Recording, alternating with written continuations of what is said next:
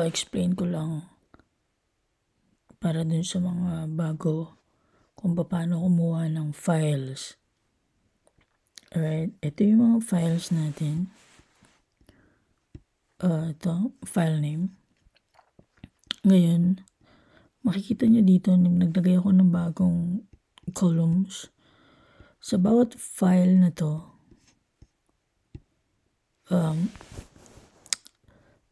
meron siyang 243 pages. Ngayon, ang ginawa ko, dinivide ko siya sa tigo 100 pages each lang. Kasi sa dami niya, 243, 281, 309. Last time, inabot ng buwan, 2-3 buwan, hanggang 4 na buwan, minsan 6 na buwan bago natapos yan. So ngayon, para maiwasan yung ganun katagal, tigo 100 pages lang yung dinivide ko sa file na to. Makikita nyo, like ito, 243 pages. Dinivide ko lang sa dalawa. So, yung isa 143 pages kasi yung pag hiniwalay ko pa to, yung 43 pages, masyadong konti. So, ngayon, kung sa tingin nyo na kaya nyong tapusin yung 143 or itong 243 pages sa loob ng isang buwan, i-type nyo lang yung name nyo dito. Let's say, type ko yung buong name ko dyan. Alright? And then don't forget yung date kung kailan nyo siya ginawa. Kasi para malaman ko kung ilang araw na o ilang linggo na sa inyo yung file. Let's say, ngayon now is April 27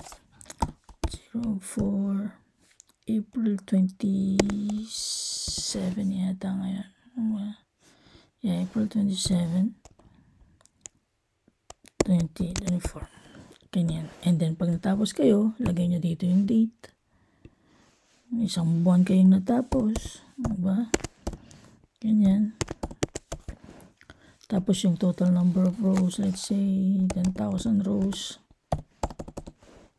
Tapos, dito, kailangan meron kayong Dropbox.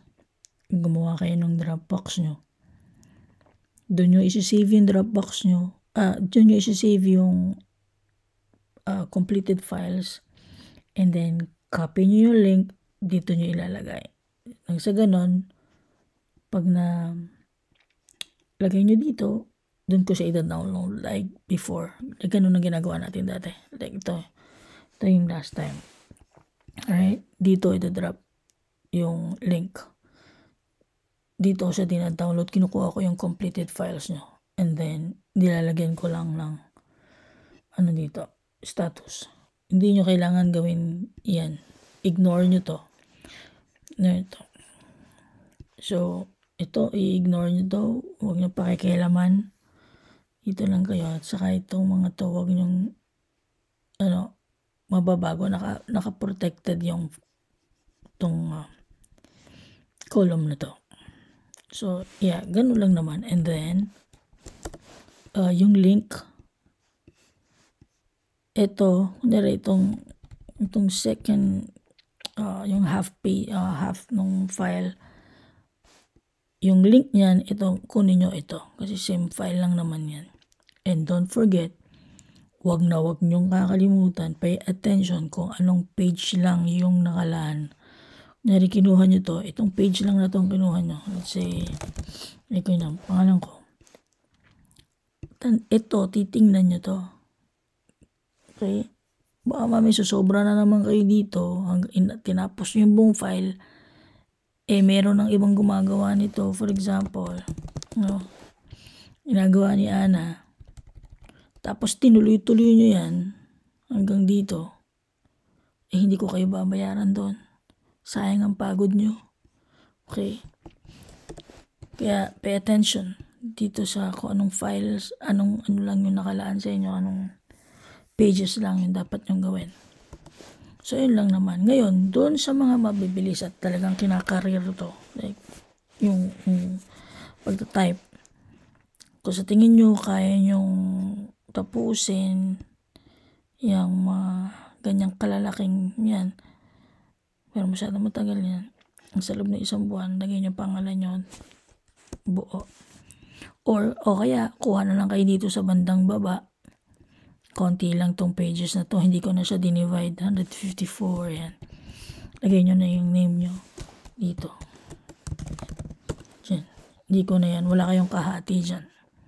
Yung kunin nyo lang yung sa tingin nyong kaya nyong tapusin. To may konti lang dito. Yung kaya nyong tapusin sa loob ng 30 days. Okay, so last time, ang dami kong tinanggal na sa group dahil mga paasa. After many months na sa kanila yung file, hindi nag-submit. So, iniwasan ko na yung ganun. Kasi hanggat maaari gusto ko dito tayo lahat. Ayoko talaga nag-aalis ng mga tao sa group, but isa napipilitan ako kaya ganun. So, deadline, 30 days only. Pagka sa loob ng 30 days, wala akong nakita dito na link, i-delete ko na yan. Hindi ko tatanggapin yung files na ginawa nyo. So, masasayang lang yun. Ipagagawa ko na agad yun sa iba. Tapos, tatanggalin ko pa kayo, di ba? Kakasamahan pa tayo ng loob. So, yeah, yun lang naman. And then, ito yung template. Dito nyo kukunin yung template. Ito yung gagamitin nyo. And save your file. Ito yung file name. Save your file. Ito. Sulat nyo yan. And then, underscore. And then, your name. Para alam ko kung hindi na, yung sinigumawa na hindi ako malilito.